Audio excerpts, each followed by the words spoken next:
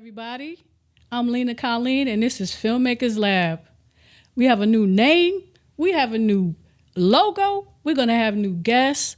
I'm so excited. And guess what? We got a new host. Got a new co-host, Curtis Karma Who Brown. are you? Who are you? I am Curtis Karma Brown. And my mic is way over here, but, we're going to get it right. I am Curtis Karma Brown. I am now one half of Filmmakers Lab. You are. What? Listen, this is the way it's supposed to be. I'm honored. I appreciate it. I was a guest. So I was a guest on season 1 twice, right? 3 times. Three of them. 3 times. 3 times. Yeah, yes. And they were great. They were great episodes. They were. And I wanted you to be my host. Right. So, I know. Yeah. And a lot of people. I manifested this. Wow. Literally. Wow. I love that. Yeah. I love that. I did. I got a lot of feedback from that episode too. A lot of people were saying Which one? The first one? The first one especially, right? Yeah. They were saying you guys bounce off each other well, and I could see you co-hosting the show. Seriously. What? Yeah. Who told you that? Yeah, I'm not saying. Well, a few people actually. Well, so. I feel like it should have been that way. Well, we're here. Here we are. Filmmakers Lab Live. Season 2. Filmmakers Lab Live. That's yes, right. All the way live. So Karma. Yes. People want to know the makings of Filmmakers Lab. How we got to be who we are. Right. How you got to be Karma. Right. Well, I could speak for, well, let me let y'all know about my background first of all. Yep. We have filmmaking history together. Lena and I have worked on projects together. She was a script supervisor on a couple of projects, right? I was a script supervisor on your project. On my project, yeah. Yep. So we've been doing this for a very long time. Yeah, 15 years. As far as film, 15 years. I've been doing film maybe a little bit longer. I started off doing doing a documentary film with Rogers Cinematic Williams. A lot of people know who that is in Atlanta. So did you always want to be a filmmaker? Like how did that come about? How did that come about? Because they say that a lot of people say that film found them. Right. A lot of people don't grow up saying, "Oh, I want to make film." Right. You know what I mean? Mm-hmm. They might say they want to be an actor. Right. But to actually be like, "Oh, I want to produce. I want to." We don't think like that. You know what I'm saying? Yeah. Yeah. So for me, how did they wrangle you in? Right. Well, for me, I started off in music. Okay. I was an underground artist in Atlanta, hip hop, and one of my partners. What was the name of that group? Lotus. The group was called Lotus. Lords Over Time, Universe, and Space. I love that. I love that. Yeah, Lords Over Time, Universe, and Space. Uh-huh. So time is undefeated. I was getting a little bit older, and I'm like, I don't want to be the 40-year-old rapper. So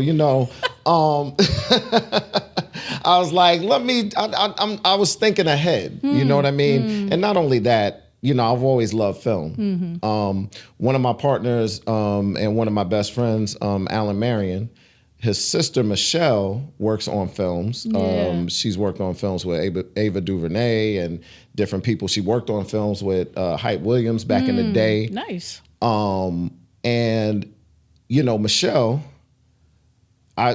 she put me on to doing like some production assistant work for the NBA All-Star games. Oh, okay. So through that, I met I met filmmakers, like real filmmakers, because it's a collective of people that put on this event.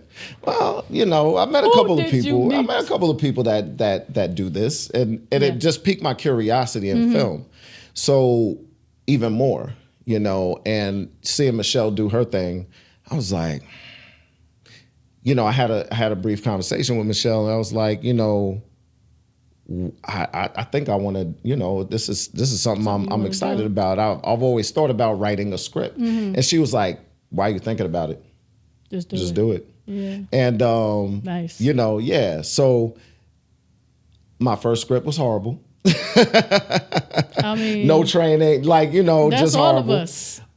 She did send me, I remember she sent me, and Michelle, if you're watching, she sent me one of the original screenplays, like the original version screenplays of Boys in the Hood. And I still have it, so she was like, you need to read scripts. I was like, yes. Okay. She was like, yeah. She was like, you could do this. You're talented. She said, if you could write songs, you could write scripts. So the first script that you ever read, did it make sense to you? Was it easy to read? Was it, because that there's a format. Right, yeah. right. Because for me, I know the first script I ever read, I was like, what is this? This is a foreign language. Right. This is not making sense to me. Yeah, so it was like that for me too. Yeah. Like as far as like the structure. Right? Yeah. So I'm like, But I mean, it made sense quickly. Like after a while, I was like, okay, you catch on.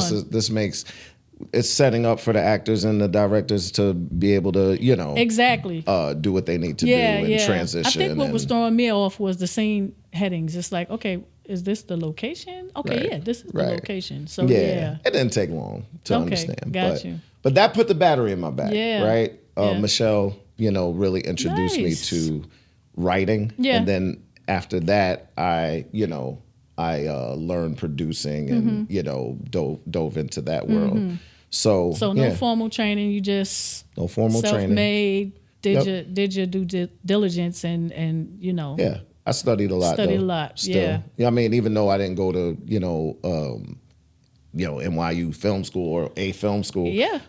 I definitely studied, and I had great mentors. What's your favorite resource? So.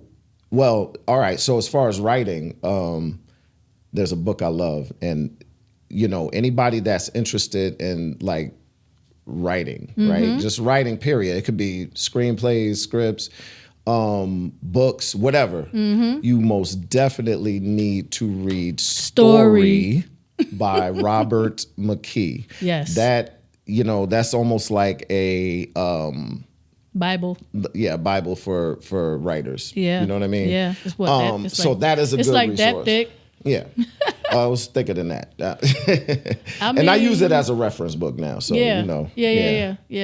So do I. The traditional Save the Cat. Everybody reads Save the Cat and stuff like that. Yeah. So, I had great mentors too. Crystal Roberson, Crystal Clear Roberson, Diane. Abdul Dandridge. Diane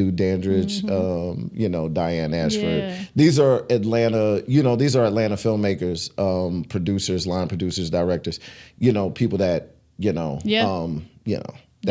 mentored us. That are doing their thing now. That are doing their thing on a big level. On a huge level. So that, that's where I got my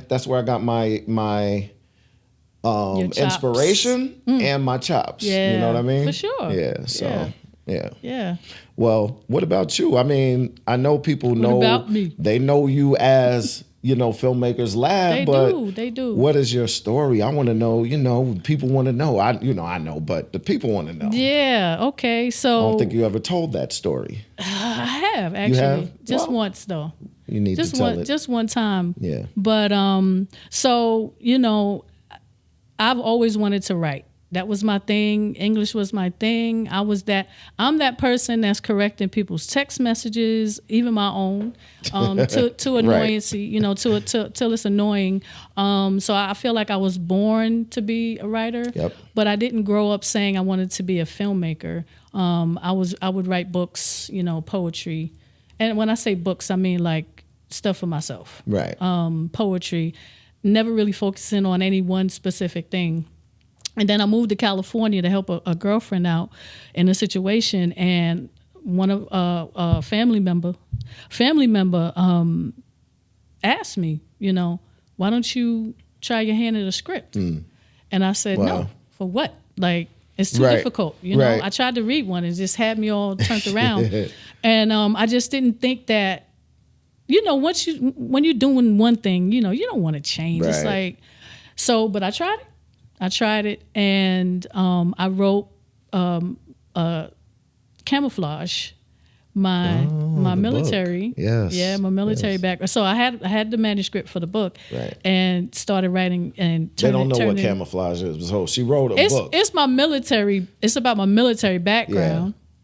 Yeah. But I wrote a book. It's not published, but I turned that book into a film, and for me, I just love the process of it. Mm-hmm. Just learning how to write a script. Yep. And make it look like what we see on the film today, to see what we see in the movies today. I just love that process. So from there, my mom calls me her fly-by-night child because I couldn't keep my feet planted in one place. So I went from California, I went back to New York, and when I was in New York, me and you hooked back up, family reunion, and I saw what you were doing, and and I had told you that I wanted to go to Atlanta. Mm-hmm.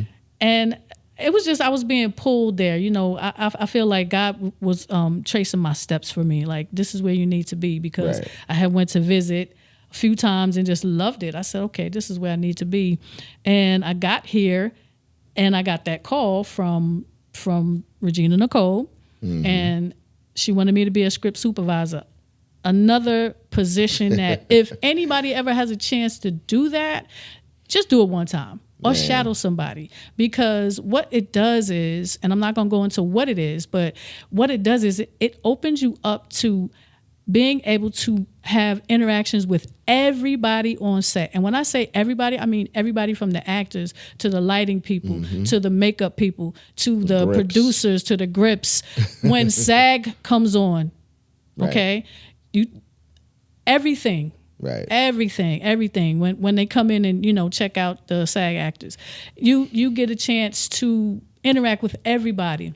So you say do it one time, but it is not. This is not an easy thing. First of all, it's not a one-time thing. No, it's not. And it's not easy at all. You got to be extremely detail oriented. Which you are, and It's not that easy. It's a necessary thing, though. I didn't say it was easy. Yeah. But even if you can shadow someone, shadowing someone it would be good, because it will let you know, because the hours are long. Script supervisors have to be there before they set up and after they leave, because it's a continuity thing. So I loved it. I felt like I was home. Right. I was like, man, this is what I'm supposed to be doing. Explain exactly what script supervising is. Well, they're responsible for the continuity, okay? Right. Let's just say, I'm just going to give a quick example. Let's just say there's 10 takes of a scene, right? The script supervisor has to record that either digitally or manually. I'm manual. And I mean, everything that happens in that scene. I mean, if a prop falls, if someone uses the other hand to push their hair back, you have to be cognizant of all of that. It's a very difficult job, but if you're very detail oriented, like you said, it's the perfect job. But I feel it's the perfect job because of the networking aspect of it.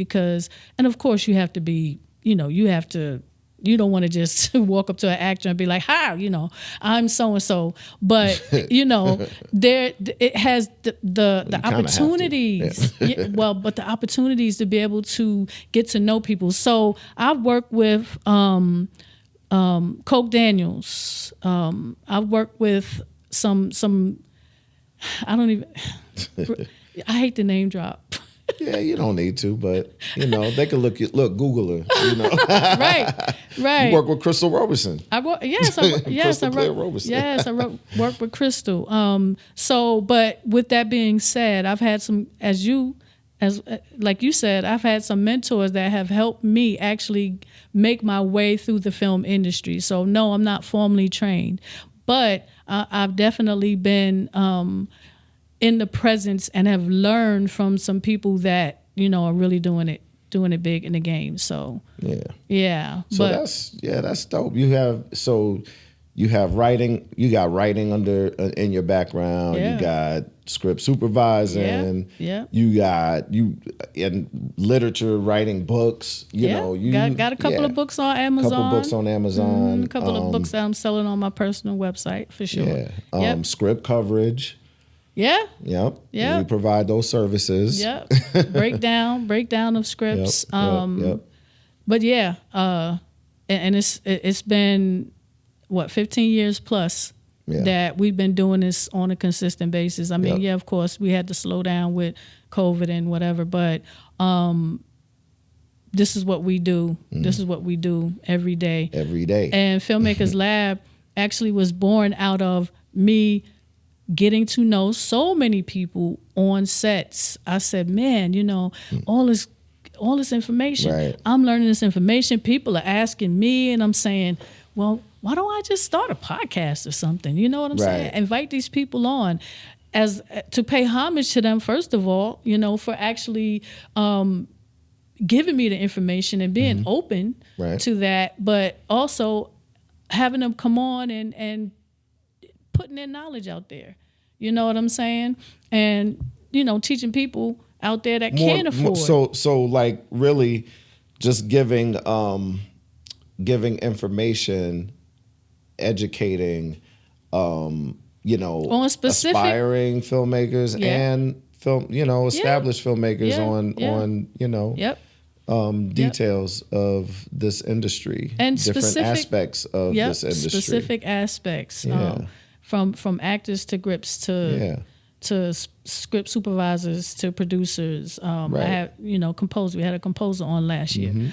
So any aspect of film that you are looking to learn, hopefully we'll be able to cover it here on Filmmakers Lab. Absolutely.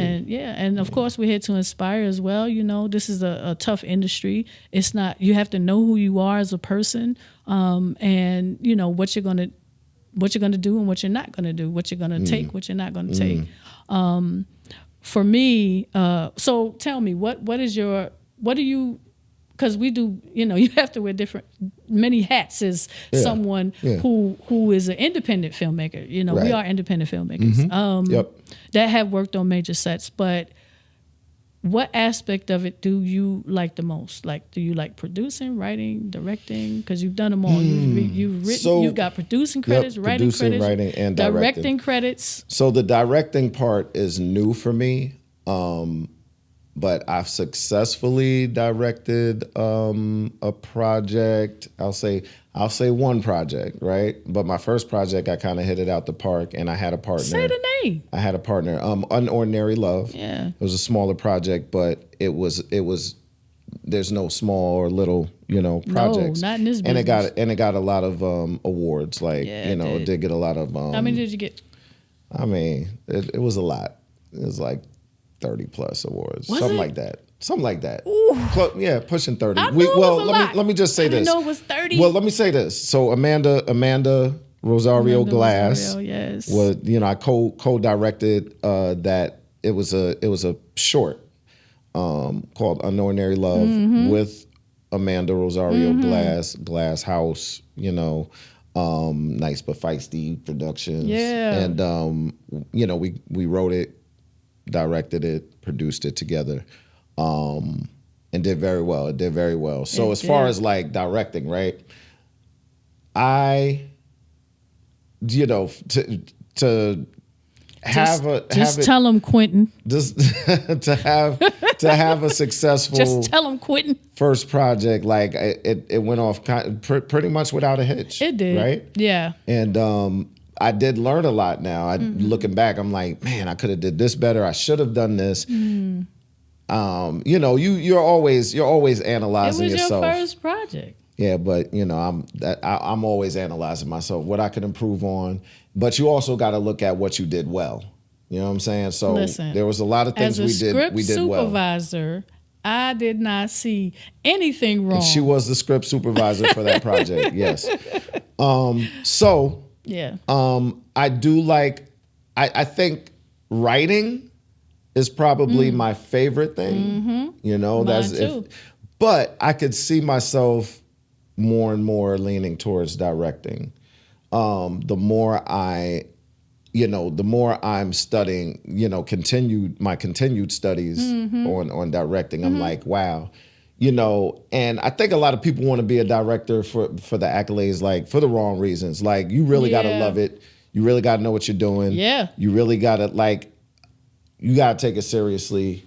And you got to know the principles, right? There's principles with everything. So directing, you pretty much, this is your show. You are running the show. Like you are pretty much over actors, writers, everybody, line producers, and it's your vision. Like, yeah, somebody wrote it, but you are creating that vision. Like you're bringing it from the paper. A good director. You're bringing it from the paper to the cinema. Yep. Yeah. Good director will partner with the producer and the writer and the script supervisor too. And script supervisor, and collectively, like, hey, what is the vision we're trying to portray here? And then they'll go back and create put the right team together.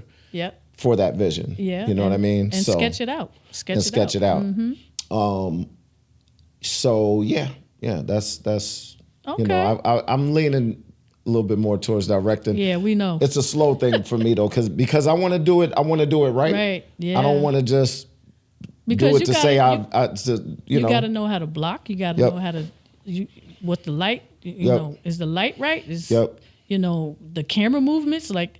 It's like the nurse has to know what the doctor knows. Yeah. You know what I'm saying? Yeah. That's the same thing with the director and the cinematographer. Right. Exactly. You got to know what he knows. Exactly. You got to know what everybody else knows. Exactly. So yes, it is difficult. Yeah. It is. I don't even know how people direct and act at the same time. Like I don't even know how they do that. To me, that's amazing. Yeah. It's amazing. It is. Yes. Well, directing and acting, yeah, true. You're saying how they do it at the same time, yeah. Yeah. I mean, this is true. You have to direct yourself. Well, you give the direction before you you do. But I'm saying scene and enter the scene. But yeah, I get it. But then you have to become another person. You do. You know what I'm saying? Yeah. So and you're already 30 people. Exactly. That's my point. My point. Yeah. But for me, to answer my own question. Same question. Yeah. Writing. Yeah. Because I just feel like it's innate. I feel like it's something that I was born to do. Yeah. You know what I mean? I will never retire from writing. It is my dream, God willing, that I'm on a beach somewhere in a beach house writing. Yeah. That's what it is for me. You could do that this weekend. That's not a dream. That's a goal that you could do that. I want to live on the beach. Oh, okay. Now, let's get it right. Let's be clear. Let's be clear. Yes. Let's be clear. Whatever. Yes. I definitely want to be on a beach somewhere. Absolutely. Out of the country. Yeah. And so that would be your creative space, right? Yeah. Doing that, like you get a project.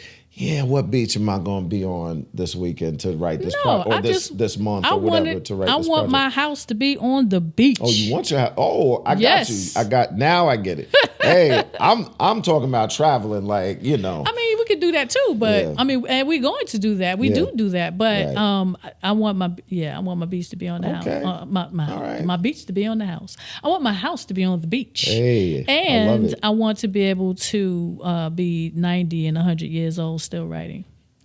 I'm not retiring from that ever. I like it. Yeah. I like it. Yeah. Now, speaking of writing, right? Yep. So we want to talk about character development. Yeah. Right? Mm-hmm. So which I feel No, go ahead, cuz I know you're about to say what I'm about to say. I feel like character development is undervalued and not done enough. Not taken seriously and not you can always tell when somebody took the time to develop their characters in a film. Yep. You develop your characters enough, the film practically writes itself. Yep. So we're going to talk a little bit. We're going to dive into that a little deeper.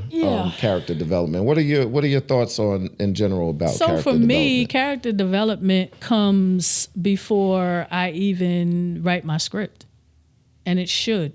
You should know who your characters are. Okay. And for me, depending on what I'm writing, what genre I'm writing, I will actually do an entire bio of my characters. And I do it with all my characters, and I'm not talking about background characters. I'm just talking about my main and even my, supporting characters.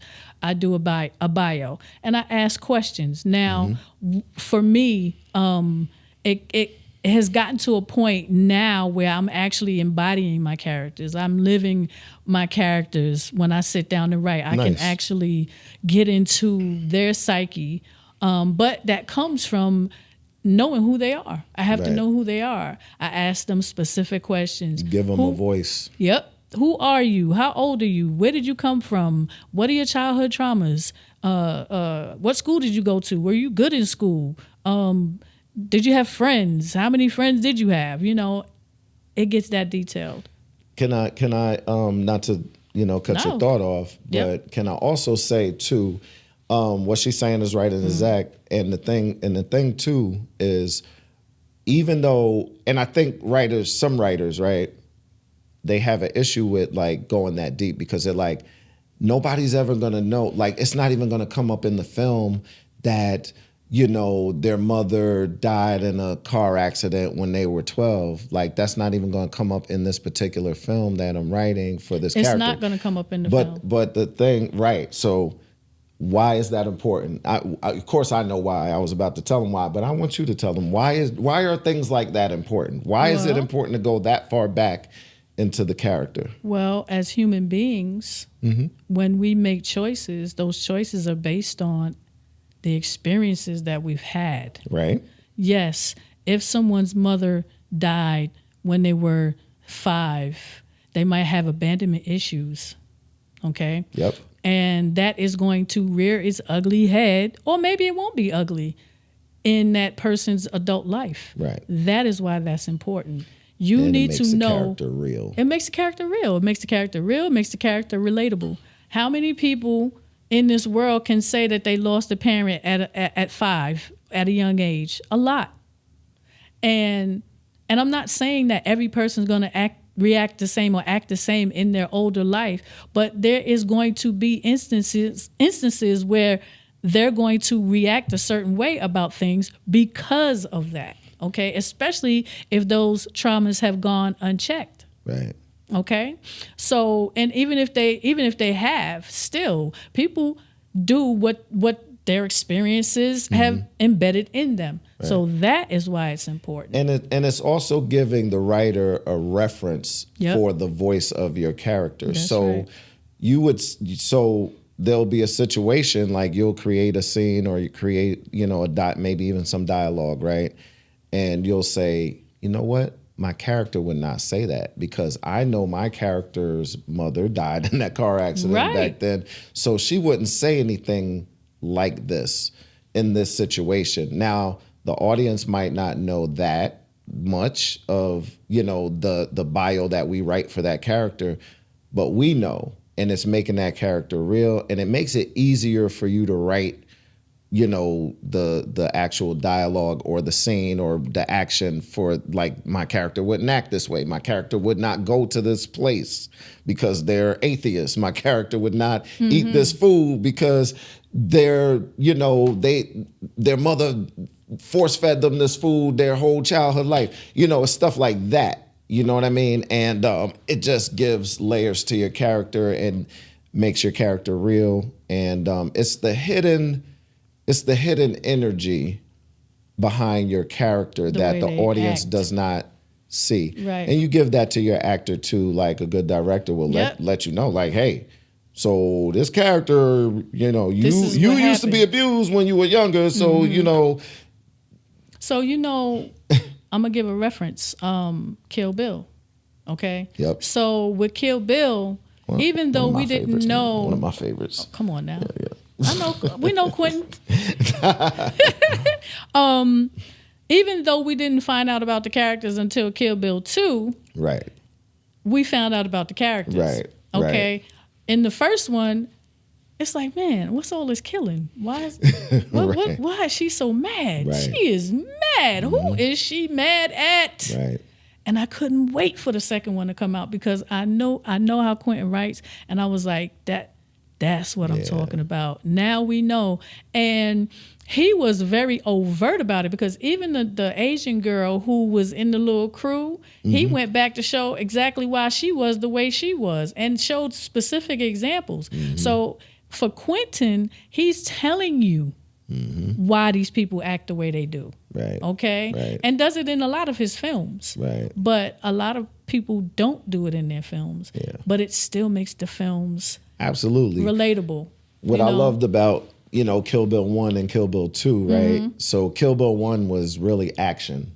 A lot of action. Yeah, it was good. Less dialogue. Yeah. Kill Bill 2, there was a lot of dialogue, but it was deliberate and it was less, so we can know less action. What was going on in the first one. Yes, so we can know. But what I was going to say, too, is although he did reveal a lot of things, speaking to character development, I think one of the things, like I keep emphasizing, is, you're not going to know, we're not always going to state the whole background of the character. As a writer, you don't just put that out there in the film. You know what I mean? It's a reference, really just a reference to build the character. It should be. And if done correctly, when you tell that story about the character, your audience can probably figure some of those things that are unspoken out without even being obvious about like saying it or putting it in a way or showing it even. Like they'll be like, I bet you this character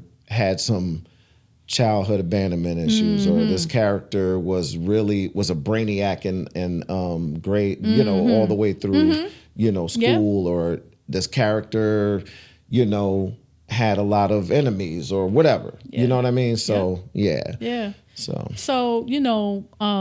referencing Kill Bill again, and even Set It Off.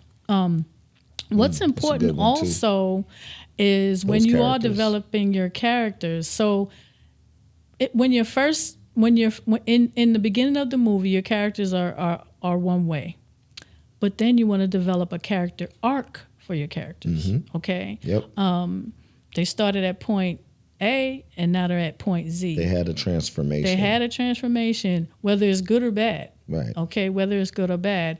In the case of in Set It Off, we saw how those characters were affected by their environment, and Vivica Fox made her transformation quick, okay, because they were pointing fingers at her. Right. But it took the other characters a little bit of time to actually get to the point where they were like, you know what, life is terrible for us right now. The system is socking it to us, and we, four hood women who probably would never think about robbing a bank, were like, you know what, this is our only way out.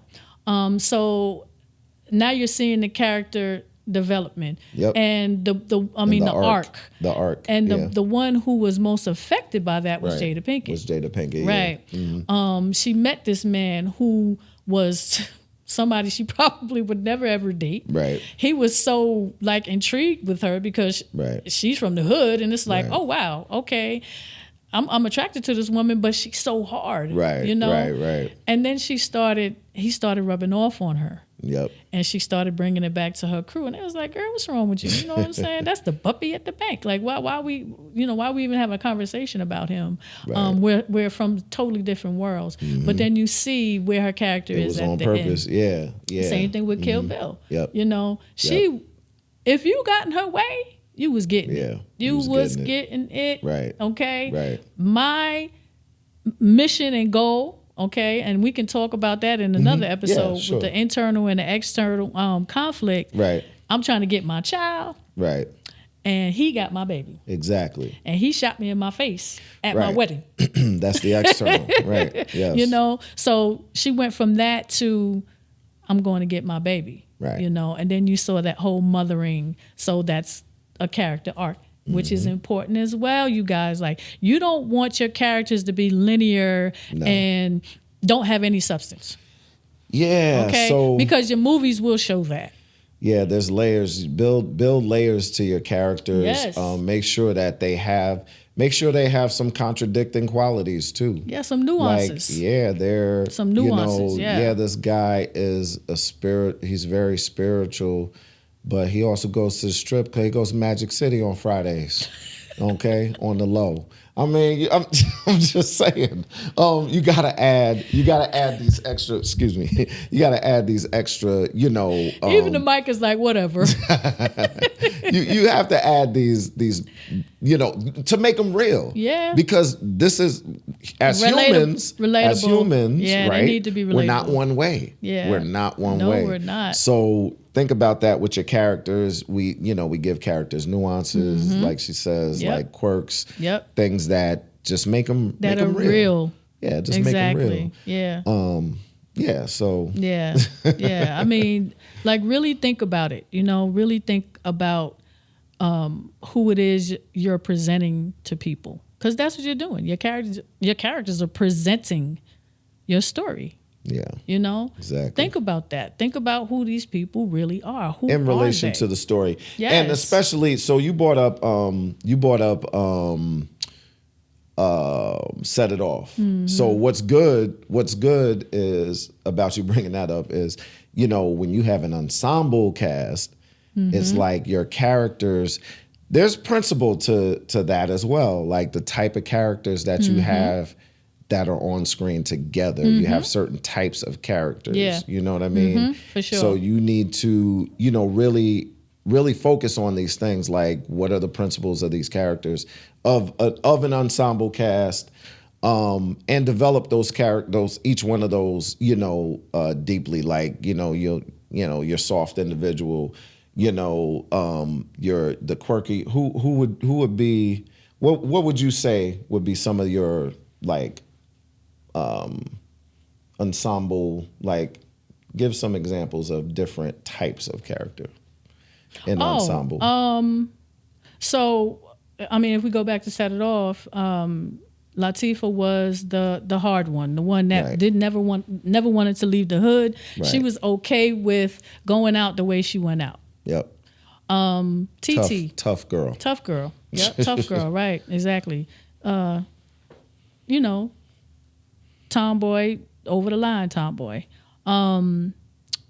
TT was I wouldn't say she was weak, but I would say that she was traditional. You know, more laid back. She was softer. She was the mother. Yep. You know, she was a mother, young mother. Yep. Wanted to take care of her kid. Like, that's all she wanted to do. She wasn't, because she really didn't want to have anything to do with robbing banks at all. Right. But neither did Jada Pinkett. Right. Now, Jada Pinkett, on the other hand, she was kind of riding the fence because she wanted to get out of the hood. Okay. She was prepping her brother, you know. Now, her parents died in a car accident.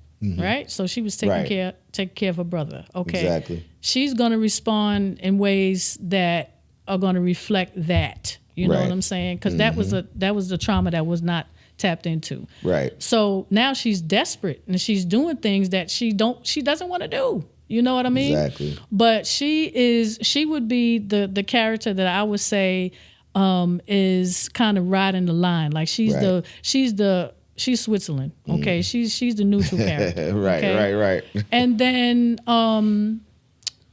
Vivica Fox. Right. She was she wanted to be a good girl. She wanted to be a good girl. She worked in the bank. You know what I'm saying? Right. She wanted to be that good girl. I would say that she was a good girl turned bad. That's what I would say.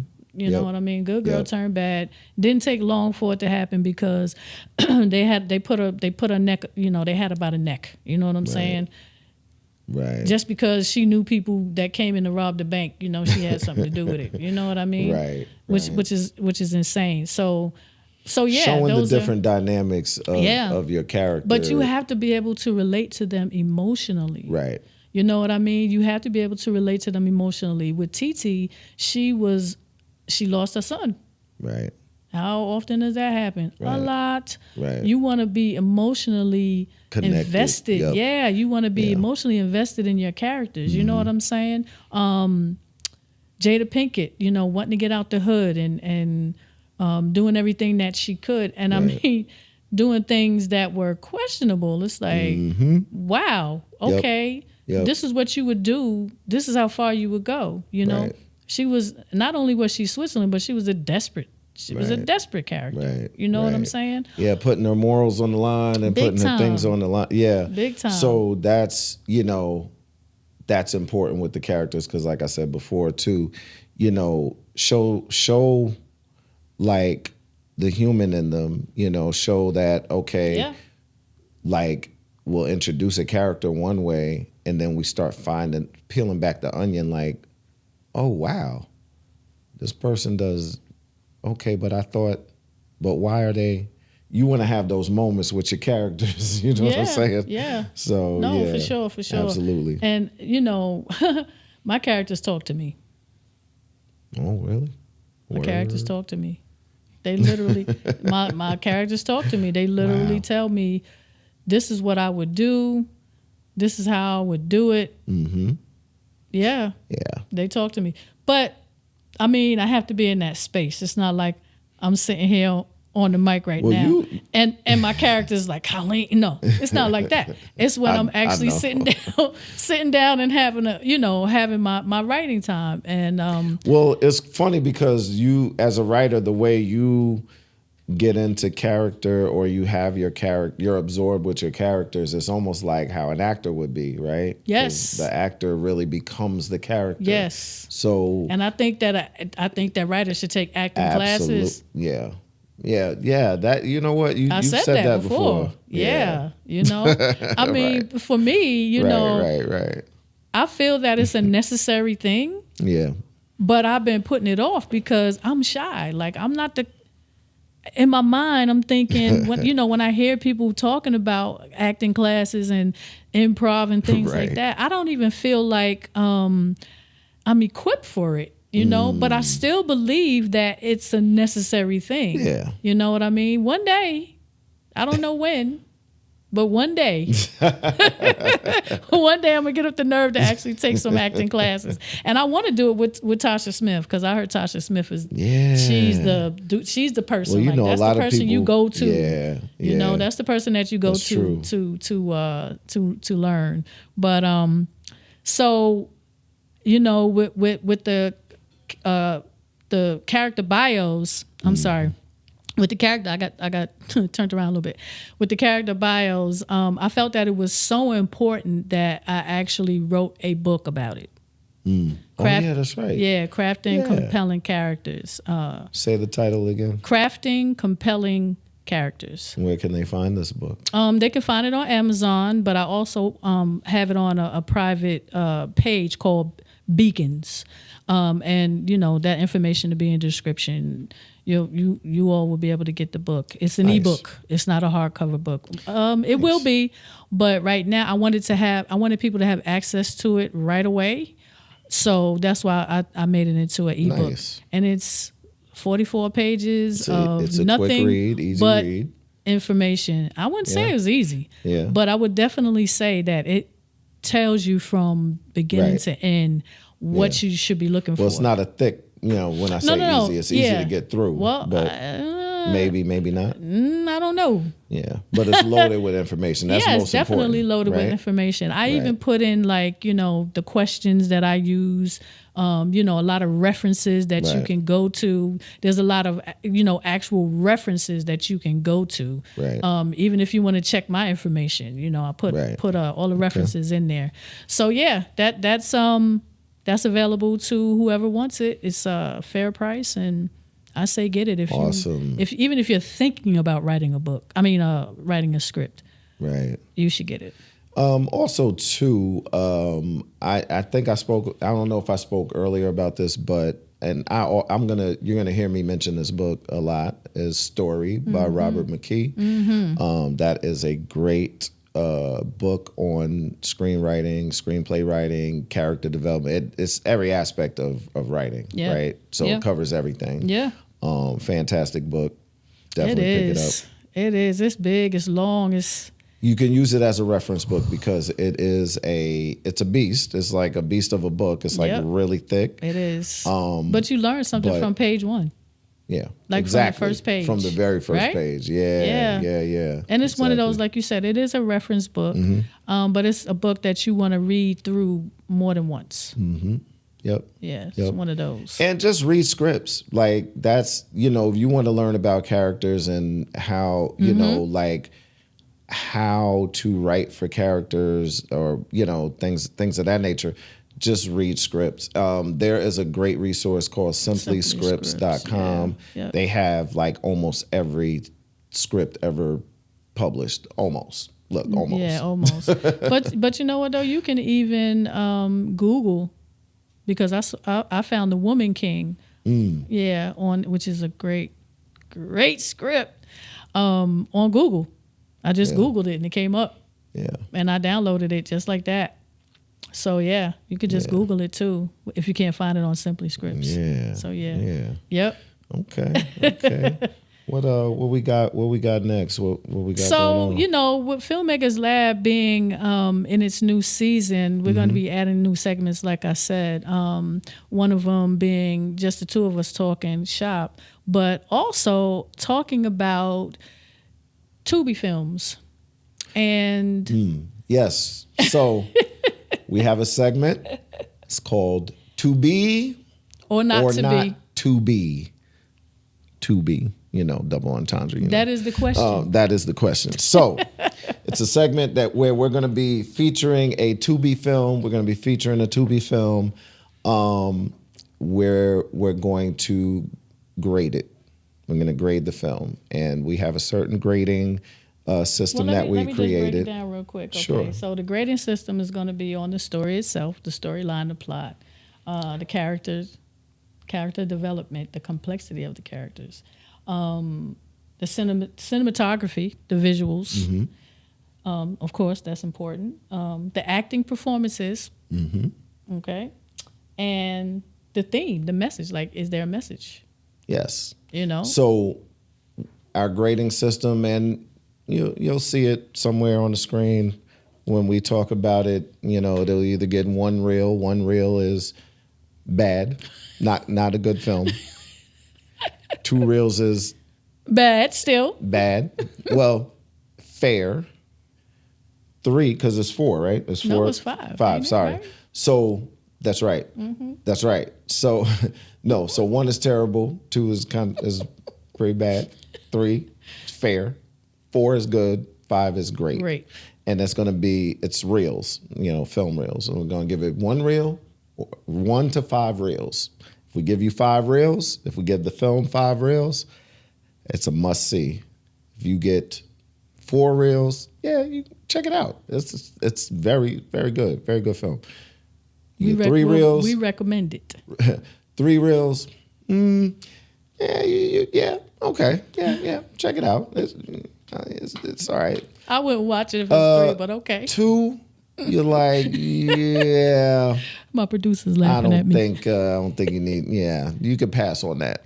And 1 is, why did they make this movie? Like who? Like this is why we need gatekeepers, y'all. Nah, I'm just kidding. But seriously, look, do we have a film? Do we have? We have one, right? We do have a film. It is called. Yeah. So listen. This is before we do that. Okay. Let's introduce. This is going to be our first. This is going to be our first To Be or Not To Be segment. We're going to do it right now on our very first episode of season 2. This is To Be, new segment for Filmmakers Lab. This is To Be or Not To Be. That's the question. The film is called Wayez, and that is spelled Wayez. What is the plot?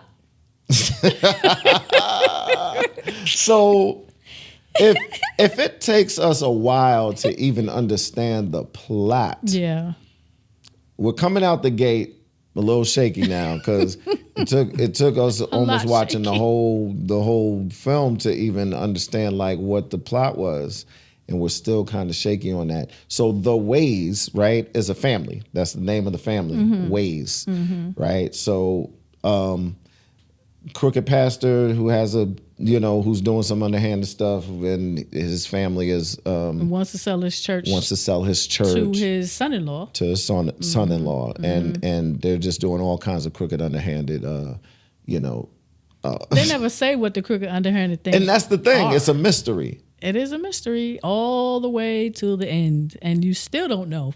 You have the daughter who's not. You have a daughter who's not a Wayez, but she is a Wayez, but she's not a Wayez. So we don't understand, that. So there's different things going on here, y'all. And then they make reference to training. Right. I wanted to see somebody training. They were literally talking about fighting. Right. We never saw anybody fighting. So, all right. So what aspect of that? Okay. What's the first category? So the first category is let's get into it. The y'all. plot and the storytelling itself. Okay.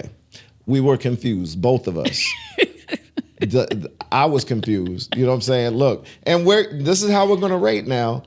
We're not if we disagree, look, we the black Siskel and Ebert, you know what I'm saying? That's what it is. Now Lena and Karma, it is what it is. Lena and Karma. Yeah. But yeah. We were confused. I was confused. Yeah. You were confused? I was totally confused. Did you get it? You got the plot? I did not get the plot. Me either. I did not. I didn't get it. No. But so let me say this. I'm gonna say this. The reason why we did not get the plot is because they kept putting in new characters throughout the film that we didn't know who they were. Yep. I mean, eventually we found out who they were, right. But they just came into the scene and it's like, okay, who is this and what is this dialogue? Like, what are they, what are they talking about? Right. You understand what I'm saying? Yeah. So, even, and I'm not trying to be funny.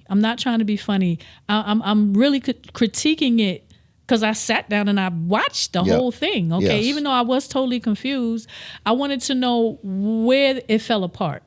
Right. And for me, every time they went to the transitions were good, by the way, but every time they went to another character or another scene, it was another character. And I'm saying, who is that?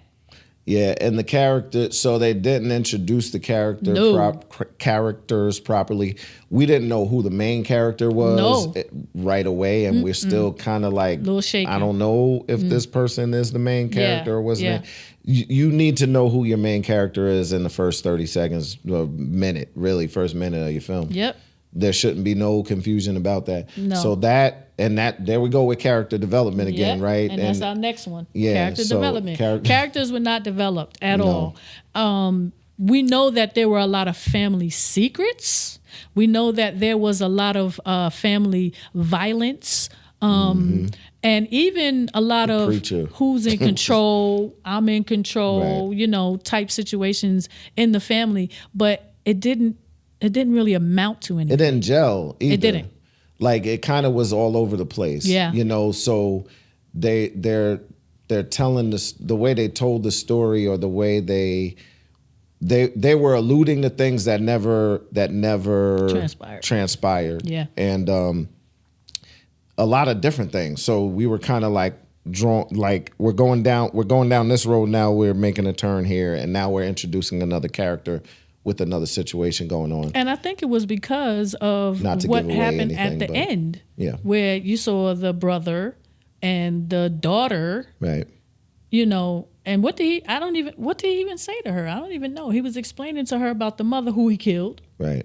Okay, and it's like, okay, yeah, we went through all of this. You guys are trying to hide the fact that he's crooked and she's not a Wayez, but that's the end that's the end? Yeah. Like, this is what this all was about.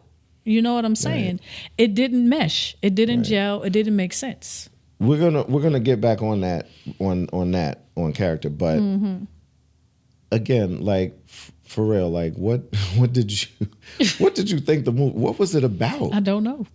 Right. So that's tough. That is tough. That's tough. Because right out the gate, like, we talked about plot, not good. Like, it was super, super, super I underdeveloped. thought it was about the son-in-law, because you see how the young boy was killed. Right. He took the daughter. Yep. And then it went somewhere else. Went somewhere totally different. It went somewhere totally different. And I'm just like, what did I miss? I felt like I missed something. So okay. Well, you know what? We'll give our reels for each segment. Oh, plot at the end. One. Oh, well, we'll do it. We can do it going throughout. All right. So plot. Look up or wherever we're gonna put it. So plot for this movie, The Wayez, which you can see it on Tubi if you want, if you choose. Plot for The Wayez, we give it 1 reel. That's it. 1 reel. Yep. And so character development. Yeah, character development. So, and we had a little talk about this. Just say character. Yes. Yeah. The character who lost the son and then the daughter, I felt, I was convinced. I was convinced that she was mourning. Yeah. I was convinced. Her acting was okay. Was good. It was good. Okay. But that's good. acting performances. Yeah, but the development of her character, I still feel fell flat. Mm-hmm. I think all of the character developments fell flat. Yeah. Yeah. Who are they? I don't know who they are. So there weren't many characters that stood out to me. There was was she the overactor? Remember who was the one I said the mother. Right. So the mother. So too dramatic. You jump it's into too much. acting performances. No, we're just still talking about the character though. Okay. All right. Yeah. So her character. She overacted. Too much. Yeah. Too much. She did. Yeah, that's too much. Yeah. And yeah. It was like she was trying to steal the scene. Yeah. Yeah. Yeah. She stole the scene, not in a good way. All right. What do we want to give characters? A 1. It's one. Yeah, it's what gonna you be. Say? You say 1 or 2? It's gonna be a 1 for me, dog. I'm just saying. I'm just saying. So, plot, character, we got 1 reel. All right. Yep. All right. So, do we want to say acting before we even go forward? Because do we even want to say who wrote this? Do we want to say her name? Yes, we do. What do you mean? Why? Why not? Well, I'm gonna tell you. What's crazy about it is she has the same name as my sister. Oh yeah. Well, we know it's not relevant. It's not really. But her name is Sherelle Brown, and Sherelle Brown is the writer, director, producer, and I think she might have been in the film as well. I don't know. Writer, producer, director. One of the actresses. So, yeah, that's the one that's responsible. Yeah, I mean, and no, you know what? It's not even a dig. It's not a dig. No, it's really not.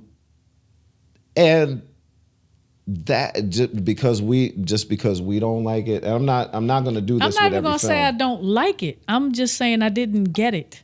Well, just because we didn't get it, we didn't get it doesn't mean that somebody else won't get it, and right. they won't, and they might enjoy it very much. Yeah. So, but we're doing our thing here. We're doing the to be or not to be ratings, and right now for The Wayez we have.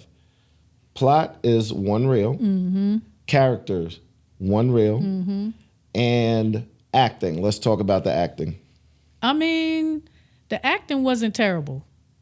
Yeah, it wasn't. The acting was not terrible. It wasn't, considering the plot. And I just think that sometimes when you're doing too many things to put a film together. There's some things that fall short. And I think in this case, it was a story that fell short. I just think that what it seemed to me like there might have been a piece that might have been taken out that we're missing. You understand what I'm saying? That might have had to be edited or something of that sort. I don't know. But I just feel like, trying to do too many things, the plot fell short. So the acting, that's how I feel. What do you give the acting? I would give the acting a 3. Okay. I give the acting a 2. I disagree. I think the acting was not good. The acting was not. Are you basing it just on that one character? Or are you basing it all across the board? Listen. The acting wasn't terrible. All across the board.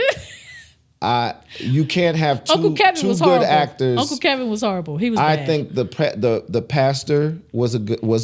The pastor was good. I thought the pastor did a great job. She was good. And I think the daughter did a good job as well. But that's it. You had so many characters in this. You don't think the bartender did good? Listen, no, bartender didn't do good. Okay. Listen. Look, Lane. I'm telling you. I'm giving it 2 reels. All right. Okay. The wife was overacting, stealing the show.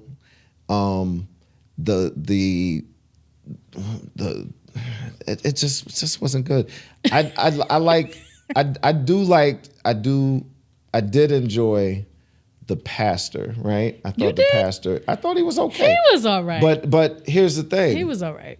He was consistent, and he was consistent, and he was believable. He was to me, definitely consistent, and he was believable. Yeah. Nobody else was believable to me. Yeah, I feel you on that. So yeah, I feel you. So we got 2.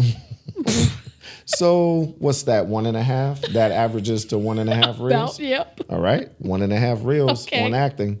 What else? Cinematography.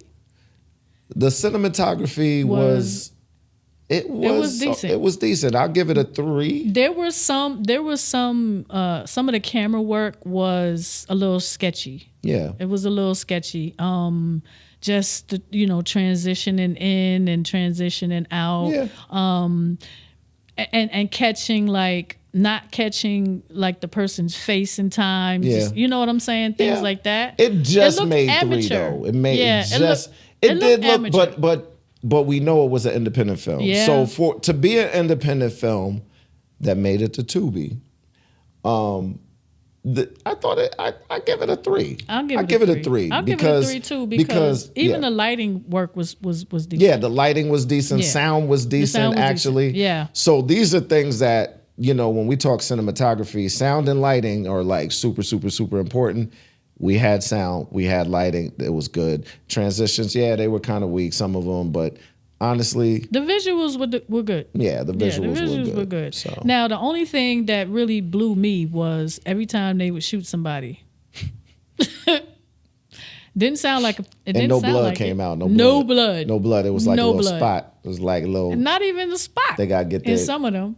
Y'all gotta get your effects up. Yeah, the effects were horrible. Yeah, because remember when he shot the guy on the couch? Yeah. Wasn't no blood on the couch. Nah.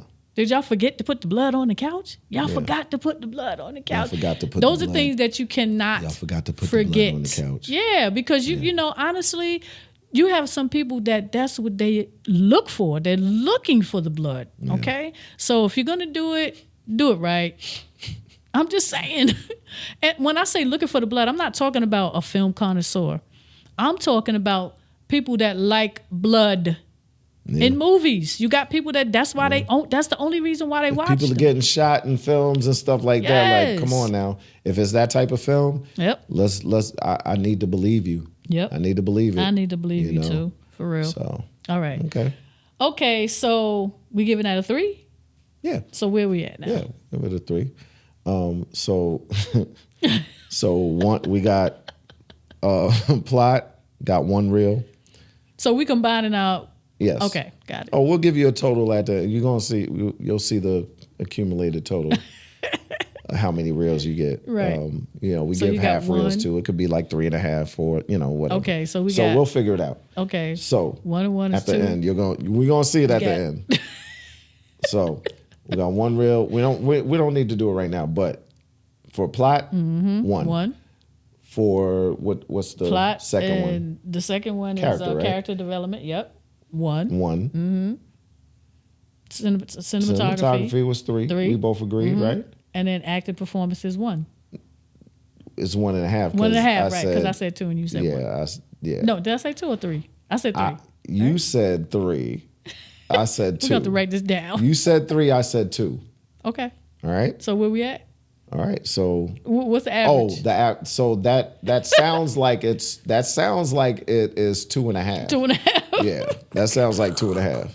Okay, last but not least. This is the first one, y'all, so bear with us. Yeah. But, last but not least, we have the theme and the message. Yeah. We didn't know what the plot was, so we didn't know what the theme was, and we didn't know what the message was. We don't know. I'm not trying to dig or be funny or anything.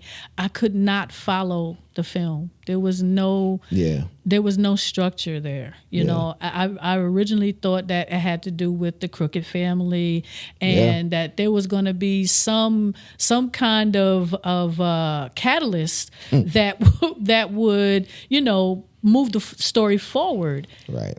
I missed that. Like that was Definitely not there. No, it wasn't there. Missed that. So I would say, okay, so I would say if I had to guess, the theme was what's the word? Deceit.